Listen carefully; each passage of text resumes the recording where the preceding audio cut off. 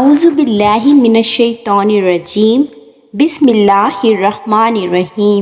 شروع اللہ پاک کے نام سے جو بڑا مہربان نہایت رحم کرنے والا ہے۔ حضرت ابراہیم علیہ السلام جب اللہ تعالیٰ کی طرف سے آنے والی آزمائش حضرت اسماعیل علیہ السلام کی قربانی میں کامیاب ہوئے تو اللہ رب العزت نے بطور انعام آپ علیہ السلام کو 100 سال کی عمر میں دوسرے بیٹے حضرت اسحاق علیہ السلام کی خوشخبری سنائی۔ حضرت اسماعیل علیہ السلام حضرت ہاجرہ سے پیدا ہوئے تھے اور آپ علیہ السلام کی دوسری بیوی سارہ علیہ السلام جو کہ بانجھ تھیں، انہیں بھی اولاد کی خواہش ہوئی۔ حضرت ابراہیم علیہ السلام کو اللہ تعالیٰ نے جو بھی حکم دیا آپ علیہ السلام نے اس کی فوراً تعمیل کی اور ہر امتحان میں کامیاب ہوئے۔ اللہ رب العزت نے آپ علیہ السلام کے کامیاب ہونے پر آپ علیہ السلام پر اپنی رحمتوں کا نزول فرماتے ہوئے آپ علیہ السلام کی اولاد میں برکتیں پیدا فرمائیں اور آپ علیہ السلام کے اعمال کو بعد میں آنے والی امتوں کے لیے عبادت بنا دیا۔ جب حضرت اسماعیل علیہ السلام جوان ہوئے تو اللہ رب العزت نے آپ علیہ السلام کو اپنا گھر تعمیر کرنے کا حکم دیا، چنانچہ آپ علیہ السلام مکہ آئے اور حضرت اسماعیل علیہ السلام کے ساتھ مل کر بیت اللہ کی بنیادیں اونچی کر دیں۔ فرمان الہی ہے سورۃ البقرہ۔ اور یہ بھی یاد کرو جب ابراہیم اور اسماعیل علیہ السلام بیت اللہ کی بنیادیں اونچی کر رہے تھے تو وہ یہ دعا کر رہے تھے، اے ہمارے رب اس عمل کو ہماری طرف سے قبول فرما، بے شک آپ ہی سب کی سننے والے سب کو جاننے والے ہیں۔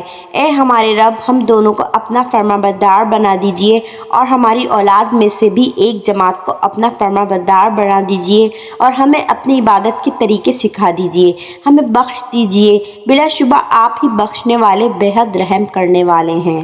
اسی طرح سورہ آل عمران میں بھی فرمان الہی ہے، بے شک پہلا گھر جو لوگوں کی عبادت کے لیے بنایا گیا وہ مکہ میں ہے جو بڑا بابرکت اور تمام جہانوں کے لیے ہدایت والا ہے۔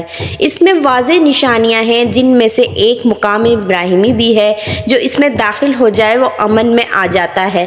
اللہ نے ان لوگوں پر بیت اللہ کا حج فرض کیا ہے جو اس کی طرف سفر کرنے کی استطاعت رکھتے ہوں اور جو اس کے حکم کو ماننے سے انکار کریں تو یقین مانو اللہ تمام دنیا والوں سے بے نیاز ہے۔ حضرت ابو ذر رضی اللہ تعالی عنہ نے رسول کریم صلی اللہ علیہ وآلہ وسلم سے پوچھا کہ سب سے پہلے کون سی مسجد بنائی گئی؟ آپ صلی اللہ علیہ وآلہ وسلم نے فرمایا مسجد الحرام۔ انہوں نے فرمایا پھر اس کے بعد؟ آپ صلی اللہ علیہ وآلہ وسلم نے فرمایا مسجد اقصیٰ۔ انہوں نے پوچھا ان دونوں میں کتنی مدت ہے؟ آپ صلی اللہ علیہ وآلہ وسلم نے فرمایا 40 سال۔ ویسے تو اللہ کی ساری زمین مسجد ہے، جس جگہ نماز کا وقت آ جائے اسی جگہ نماز پڑھ لو۔ ابراہیم علیہ السلام اللہ تعالیٰ کے حکم کی تعمیل کے لیے اسماعیل علیہ السلام کو ساتھ لے کر بیت اللہ کی تعمیر شروع فرما رہے تھے۔ اسماعیل علیہ السلام پتھر اٹھا اٹھا کر دیتے جا رہے تھے اور خلیل اللہ علیہ السلام چنائی کرتے جاتے تھے۔ جب دیواریں بلند ہو گئیں تو آپ علیہ السلام نے حضرت اسماعیل علیہ السلام کو ایک پتھر لانے کو کہا۔ حضرت اسماعیل علیہ السلام ایک پتھر اٹھا کر لائے جس پر کھڑے ہو کر حضرت ابراہیم علیہ السلام نے بیت اللہ کی تعمیر مکمل کی۔ شروع اسلام میں اس پتھر کو حضرت ابراہیم علیہ السلام کے پیروں کے نشان بھی موجود تھے۔ یہ پتھر آج بھی خانہ کعبہ میں مقام ابراہیم کے نام سے موجود ہے۔ طواف کے 7 چکر پورے کرنے کے بعد اسی مقام ابراہیم پر 2 رکعتیں نماز پڑھنے کا حکم ہے۔ فرمان الہی ہے سورۃ البقرہ۔ اور مقام ابراہیم کو نماز کی جگہ مقرر کر دو۔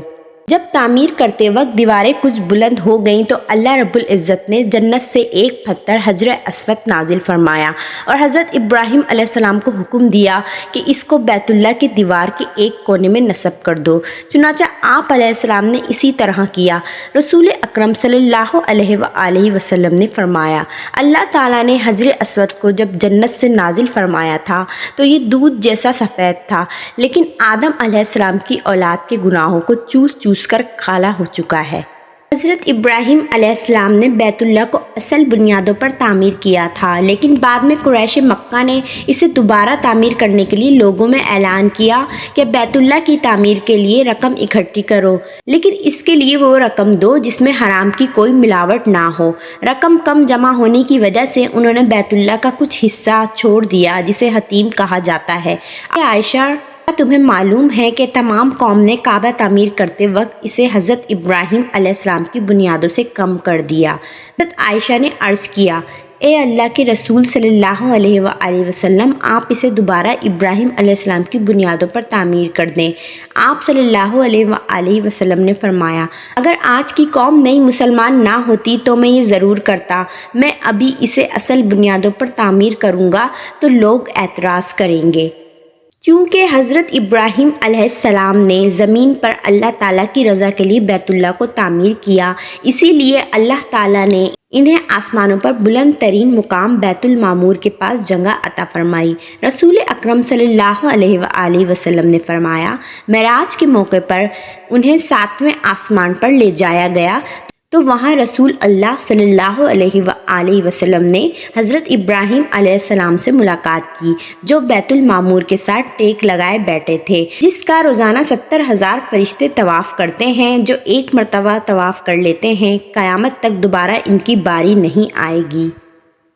امام کستلانی رحمۃ اللہ علیہ کا قول ہے کہ بیت اللہ 10 مرتبہ تعمیر ہوا۔ سب سے پہلے اسے فرشتوں نے، دوسری مرتبہ حضرت آدم علیہ السلام نے، تیسری مرتبہ حضرت آدم علیہ السلام کے بیٹے حضرت شیس علیہ السلام نے، چوتھی مرتبہ حضرت ابراہیم علیہ السلام نے، پانچویں مرتبہ قوم عمالقہ نے، چھٹی مرتبہ جرہم قبیلے نے، ساتویں مرتبہ قصہ بن کلاب آپ صلی اللہ علیہ وآلہ وسلم کے جد امجد نے، آٹھویں مرتبہ قریش نے، نویں مرتبہ حضرت عبداللہ بن زبیر رضی اللہ تعالیٰ عنہ نے، اور 10ویں مرتبہ حجاج بن یوسف نے تعمیر کیا ہے۔ حضرت ابراہیم علیہ السلام کو اللہ رب العزت نے نہ صرف لوگوں کا امام بنایا بلکہ آپ علیہ السلام کو بنی نوع انسان کا پیشوا بنا دیا، تاکہ ہر انسان آپ علیہ السلام کے نقش قدم پر چلے اور آپ علیہ السلام کی سیرت طیبہ سے رہنمائی حاصل کرے۔ حضرت ابراہیم علیہ السلام کا شمار 5 اول العزم پختہ عزم والے پیغمبروں میں ہوتا ہے، جن کا اللہ تعالیٰ نے قرآن مجید میں خاص طور پر نام لے کر ذکر فرمایا ہے۔ یہی وجہ ہے کہ ہر مذہب والے یہودی، عیسائی اور مشرکین نے حضرت ابراہیم علیہ السلام کی طرف نسبت کرنے میں فخر کا اظہار کیا، لیکن اللہ رب العزت نے ہر ایک کے دعوے کو رد کر دیا اور یہ بتا دیا کہ ابراہیم علیہ السلام کے قریب وہی لوگ ہیں جو ان کی پیروی کرنے والے ہیں۔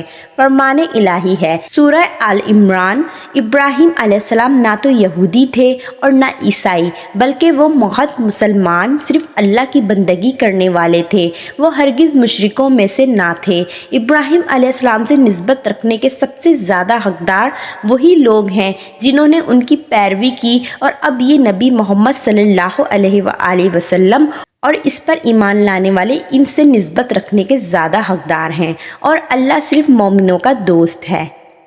یہود و نصارہ اور مشرکین میں سے ہر ایک کا دعویٰ یہ تھا کہ حضرت ابراہیم علیہ السلام کے مذہب اور طریقہ کار کو اختیار کیے ہوئے ہیں۔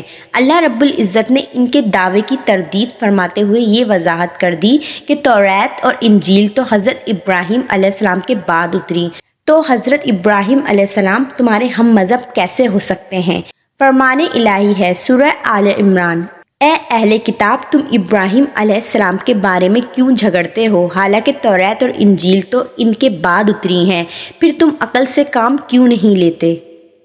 حضرت ابراہیم علیہ السلام کی وفات 175 سال کی عمر میں ہوئی اور اپنی زوجہ محترمہ حضرت سارہ علیہ السلام کے قریب ایک غار ابرون میں دفن ہوئے۔ آپ علیہ السلام کے کفن دفن کا انتظام آپ علیہ السلام کے بیٹوں اسماعیل اور اسحاق علیہ السلام نے کیا۔ آج کل وہ جگہ الخلیل کے نام سے مشہور ہے۔